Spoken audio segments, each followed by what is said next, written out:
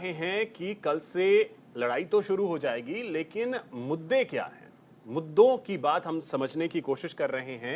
राजनीतिक पार्टियां किन मुद्दों को लेकर के मैदान में उतर रही हैं। निपुण जी, जल्दी से बात पूरी कर लीजिए, उसके बाद फिर मैं आगे बढ़ता हूं।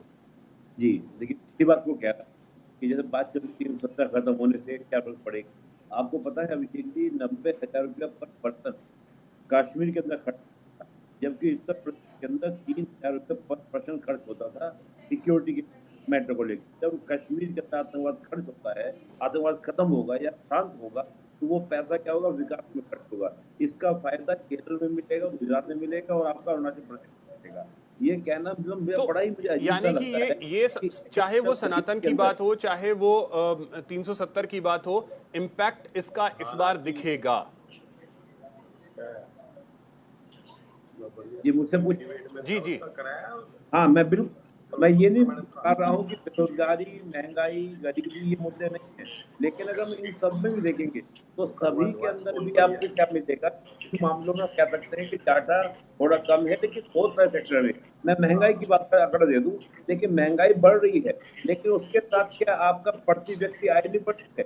अगर हम कांग्रेस के कार्यकाल में देखते हैं तो कांग्रेस के कार्यकाल में जो प्रति व्यक्ति आए थे 56,000 रुपया थे, आज वर्तमान में वो 1,70,620 रुपया, यानी कि प्रति व्यक्ति आय है। तो जब प्रति व्यक्ति आय बढ़ी तो महंगाई बढ़ने के साथ साथ प्रति व्यक्ति आय भी तो बढ़ रही है ना, ये भी तो हमको देखना पड़ेगा ना। ये हम केवल एक डाटा पकड़ लेंगे, आंकड़ा पकड़ लेंगे। विजय शर्मा जी रिप्लाई करना चाह रहे थे, अब रिप्लाई कीजिए विजय जी, उसके बाद फिर मैं आज घटकर 10% रह गई है।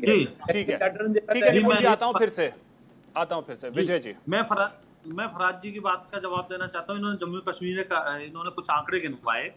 फराज जी मुझे बताइए, पत्थरबाजी इसके हटने के बाद में कितनी हो गई है? आंकड़े बताइए मुझे, कितनी कम हो गई है पत्थरबाजी। आप मेरे जो फौजियों के सर काट लिए जाते थे, बताइए कितने कम हो गए। हमारा टूरिस्ट कितना गुना बढ़ गया है, कितने आंकड़े मुझे बताइए। देखिए कितने और गुना की बात नहीं, परसेंटेज बताइए, इंसिडेंस बताइए। ये हवा वाली बात ना करिए। मैंने आपको भारत सरकार का डेटा दिया है, ये हवाई बातें मत करिए आप। मैंने जो आपको डेटा दिया है वो भारत सरकार का दिया है। आप बताइए पहले कितनी होती शो के ऊपर आते हैं, मैं भी टीवी शो के ऊपर बता रहा हूँ, नगण्य हो गया है। मैं ये नहीं कह रहा नगण्य नहीं, कितना हुआ है? कह रहा हूँ बिल्कुल नगण्य हो गया है। आप वहां पे जिस तरह से नंबर बताएंगे आप, मैंने तो नंबर बताया। आप नंबर बताइए ना, मैंने तो भारत सरकार के रिपोर्टेड नंबर्स बताए, आप नंबर बताइए ना। ये क्या होता है नगण्य हो गया है? 2014 नेशनल चैनल पर बैठे से पहले और इसको अरे मैंने तो बताया ना, जाइए ना, तो मैंने तो बताया, सरकारी आंकड़े दिए। आप बताइए ना, आज ही जम्मू कश्मीर में मजदूरों की हत्या हुई है, जरा पता कर लीजिएगा आज ही। मैं कह रहा हूं, आज आप इससे देखोगे, देश के किसी और कोने में जाएंगे तो इससे ज्यादा अपराध होगा। वहां यासीन मलिक को उत्तर प्रदेश में है, हलवा नहीं खिलाया जाता। उत्तर प्रदेश में है अपराध, ये मैं मानता हूं। उत्तर प्रदेश उत्तम प्रदेश है। आप केरल जाइए, वहां एनसीआर भी पढ़ लीजिएगा, हाथ दिए जाते हैं। कितना उत्तम प्रदेश है। राजस्थान में माता बहनों के वो लूट ली जाती है, असमत लूट ली जाती है। तो ऐसी बात मत कीजिए।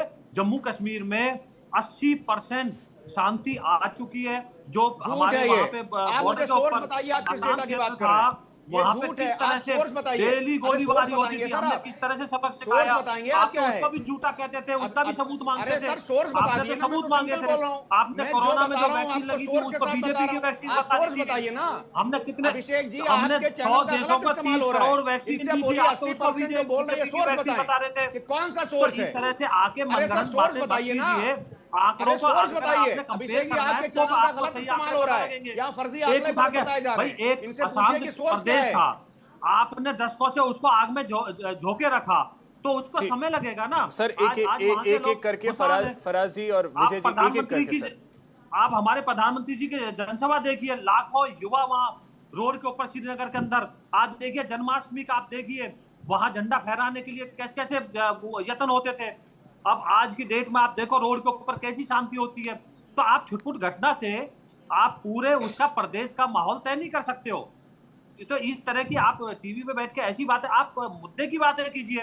महंगाई की बातें हैं, हम हल करने में लगे हुए हैं और दृढ़ता से साथ लगे हुए। हम ऐसा नहीं है कि राहुल गांधी जी की तरह कि ये तो माइंडसेट है, गरीबी तो दिमागी वो है आपके को, आप कुछ भी बोल देते हो। कल भी 5 स्टार में बैठे थे 2 लड़कों की जोड़ी, जिसको जनता ने नकार दिया।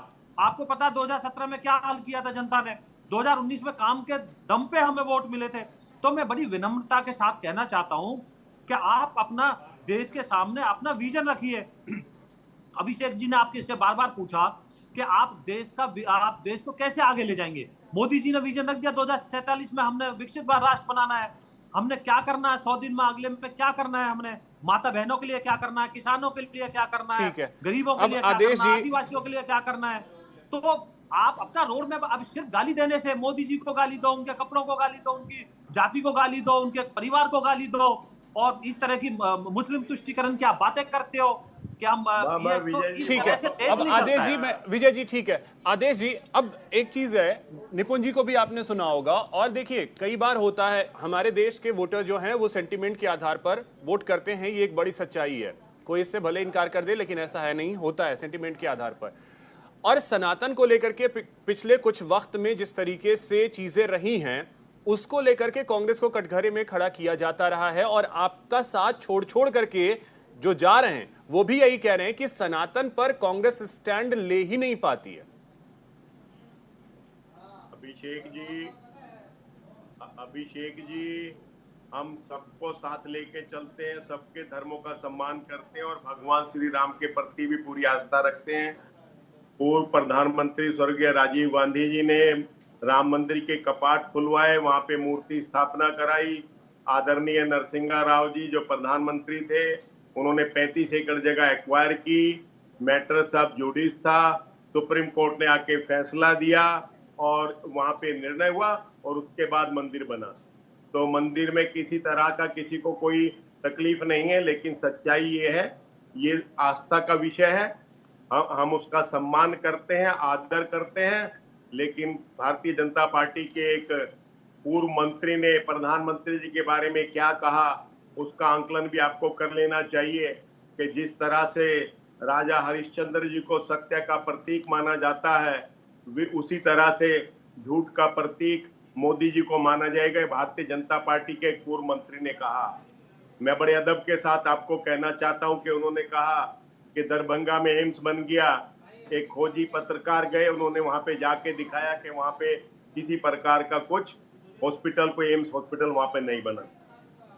प्रधानमंत्री के साथ जो ये कहते थे कि 2022 तक सबको मकान दे देंगे, हिंदुस्तान के हर अखबार के अंदर प्रथम पेज के ऊपर एक बहुत बड़ा फोटो छपा, एक महिला को प्रधानमंत्री जी चाबी देते हुए उस फोटो में दिख रहे हैं कि ये मकान की चाबी मैं आपको दे रहा हूं। एक फौजी पत्रकार वहां पर गया और उसने उस महिला को ढूंढ के निकाला, तो पता चला कि उस महिला का कभी कोई चित्र प्रधानमंत्री जी के साथ नहीं खींचा और ना ही उसको कोई मकान मिला। वो एक 300 रुपए के मकान में किराए पे रहती थी जो है। इन्होंने कहा कि डॉलर को 57 रुपए का था, रुपए के बराबर ला देंगे। आज डॉलर कहां पे है? आदेश जी देखिए, मेरा सवाल ये था कि जो आपके साथी जो छोड़ करके जा रहे हैं, चाहे संजय निरुपम हो, चाहे आप गौरव वल्लभ को देख लें, सबने क्या कहा कि जिस तरीके से दक्षिण से बात आई सनातन को लेकर के, उस पर आपकी चुप्पी, और आपको नहीं लगता है कि सनातन पे जिस तरीके से बातें आई, आप उस पे मौन, ये बताता है कि मौन सहमति है?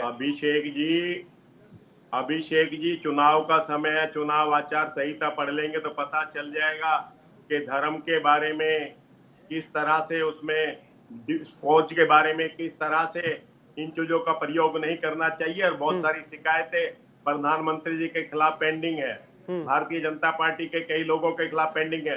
जिस दिन इलेक्शन का शेड्यूल आ रहा था, मैं मुबारकबाद देना चाहता हूँ एक पत्रकार को, उन्होंने उस पत्रकार वार्ता में चुनाव आयोग से पूछा था कि जब भी कोई शिकायत आपको प्रधानमंत्री जी के खिलाफ, गृह मंत्री जी के खिलाफ मिलती है तो उसके ऊपर क्या एक्शन